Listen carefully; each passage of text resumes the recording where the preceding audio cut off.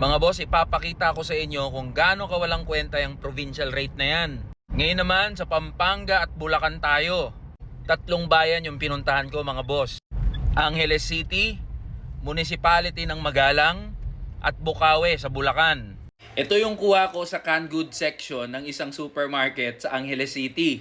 Ang presyo ng sardinas at iba pang dilata sa Angeles City ay 20 to 25 pesos kada isa. Ito naman ay kuha ko sa isang local supermarket sa munisipalidad ng Magalang, Pampanga.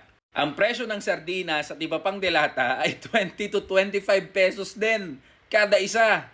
Ito naman ay sa Bukawi, Bulacan. Ang presyo ng sardinas at iba pang dilata ay 20 to 25 pesos din bawat isa. O ito, pancit canton at noodles naman. Kuha to sa Angeles City ulit.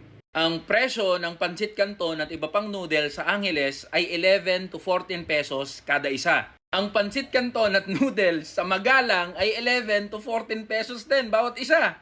Sa Bukawi, Bulacan, ganun din. 11 to 14 pesos bawat isa.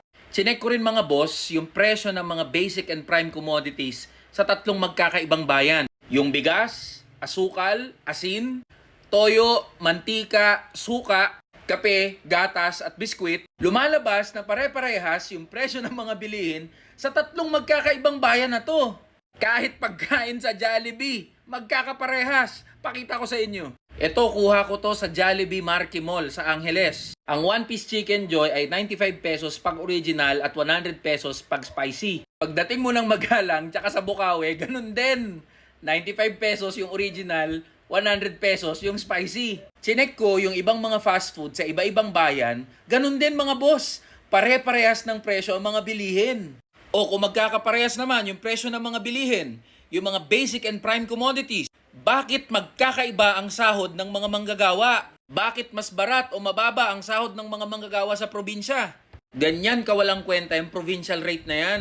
Paraan lang yan ng mga malalaking negosyante para panatilihin na mababa ang sahod ng mga manggagawa kahit pare-parehas naman yung ginagawa mapa-NCR o probinsya at kahit na pare-parehas naman yung presyo ng mga bilihin o paninda nila. Sasabihin nyo magkakaiba yung cost of living?